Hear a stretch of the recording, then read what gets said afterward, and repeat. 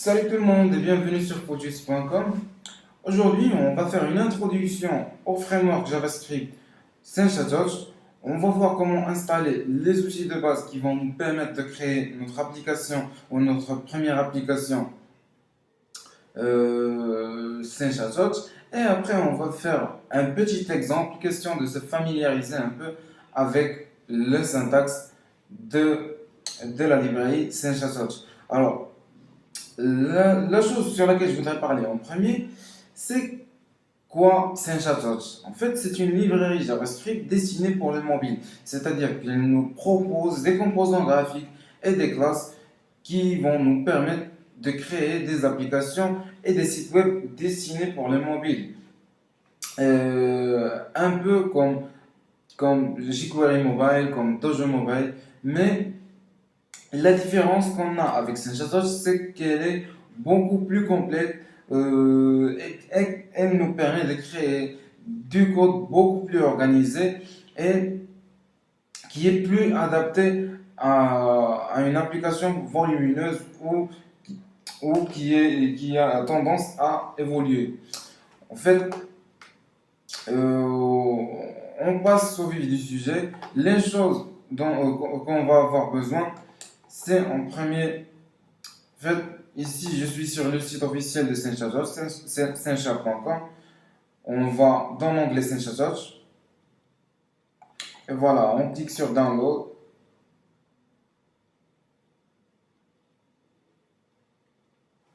En fait, les outils qu'on va avoir besoin, c'est en premier, c'est le Sencha SDK qu'on peut télécharger ici gratuitement. On entre notre email et après on va recevoir un email qui contient le lien de téléchargement. Après on va avoir le SDK Tools. En fait, il est disponible sur toutes les plateformes. On peut les télécharger et suivre l'assistant d'installation. En fait, moi, je les ai déjà sur mon ordinateur. On revient. Voilà. Alors, une fois vous allez télécharger le Sencha SDK, déjà vous devez disposer d'un serveur web sur lequel on va mettre nos applications qu'on va tester. Ici, j'ai le serveur web membre. Voilà. Alors, une fois téléchargé, une fois le SDK téléchargé, vous allez le copier dans la racine du serveur web. Ici, la racine de membre, c'est htdoc. Et voilà notre SDK. Je vais supprimer ce projet parce que j'ai testé avec. Voilà. Alors, une fois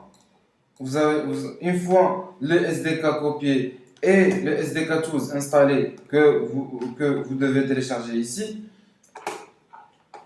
on peut créer notre premier projet. Alors, comment faire? En utilisant la console avec la commande Sencha. Alors, la première chose qu'on doit faire, c'est de pointer sur le dossier du SDK. Alors, on va faire avec CD, on va glisser le dossier du SDK pour avoir le chemin et on met entrée. Voilà. Alors, pour s'assurer que Sencha c'est bien installé, on va utiliser la commande tout simplement Sencha. Très bien. Sencha commande v 2.0.2, c'est-à-dire que Sencha c'est bien installé, que ce soit pour les SDK Tools ou le Sencha SDK. Je vais vider la console et on va créer notre premier projet. En utilisant toujours la même commande, synsharp generate app. Après, on spécifie le nom de notre application qu'on va créer. Ça sera test synsharp. Après, on spécifie le chemin dans lequel sera créée notre application, plutôt le dossier où sera créée notre application. On va le créer, puisque ici on pointe sur le dossier du SDK, on va le créer dans le dossier parent qui est la racine du serveur web. On va nommer le dossier où sera stocké notre projet, on va le nommer test. On va lui donner le même nom que le projet qui est test synsharp.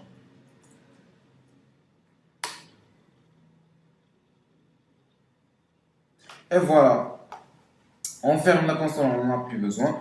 Et voilà qu'on trouve un nouveau dossier qui s'est créé. Ce dossier correspond au nouveau projet qu'on a créé et qu'on a nommé test synsharp. Alors, on va pointer sur ce dossier sur le navigateur pour voir ce que ça donne, pour voir l'application qui est créée par défaut quand on utilise la commande generate. En fait, puisque ce dossier-là se situe dans notre serveur local, alors ça sera l'URL, ça sera localhost. Moi, j'utilise le port 48 suivi du nom de notre projet qui est test synsharp. Alors voilà, le projet par défaut est constitué d'un tab bar où il y a deux pages. La première contient un texte simple et la deuxième contient une vidéo avec ce titre. Si vous voulez voir à quoi ça ressemble dans l'écran d'un téléphone mobile, vous pouvez utiliser l'extension disponible pour Google Chrome qui s'appelle Ripple et qui simule l'affichage avec l'écran d'un téléphone mobile. Alors, on va revenir à notre projet qui est créé. On va l'ouvrir et on va parler un peu de son contenu. Alors, on a premièrement un dossier app. Alors, ce dossier-là, il va contenir toute notre application. Et c'est surtout dans ce dossier qu'on va manipuler, créer des fichiers et modifier leur contenu. Après, ce fichier-là, app.js, représente le fichier principal, le fichier JavaScript principal de notre application. D'ailleurs, c'est lui qui va créer notre application synsharp et c'est lui qui va appeler les autres composants et les fichiers contenus dans notre dossier app. D'ailleurs, dans le dossier app, on trouve plusieurs dossiers. On trouve plusieurs sous-dossiers. Le premier, c'est View. View, il va contenir les vues de notre application. Store, il va contenir les sources de données. Modèle, il va contenir les modèles de notre application, à savoir que synsharp utilise le modèle MVC. Vous devez avoir une idée sur les trois couches du modèle MVC qui sont modèle contrôleur et view. Et enfin, on a le dossier profile, ce dossier-là qui va servir à l'adaptation de notre application aux plusieurs écrans qui existent pour chaque type de téléphone mobile. Alors après notre fichier app.js, on a app.json. En fait, ce fichier-là, il va contenir la configuration qu'on pourra modifier par la suite. Après, on a index, en fait, c'est le point d'entrée dans notre application. Et enfin, on a le fichier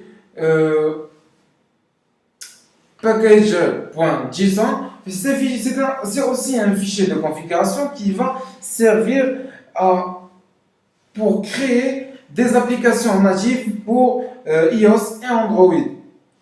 Enfin, on a le fichier, le dossier ressources. On va tout simplement mettre dans ce dossier-là toutes les ressources dont on va avoir besoin, à savoir les fichiers style, les icônes, les images, etc. Enfin, on a c'est une copie du SDK qui va être stocké qui a été créé avec notre application pour ne pas avoir à utiliser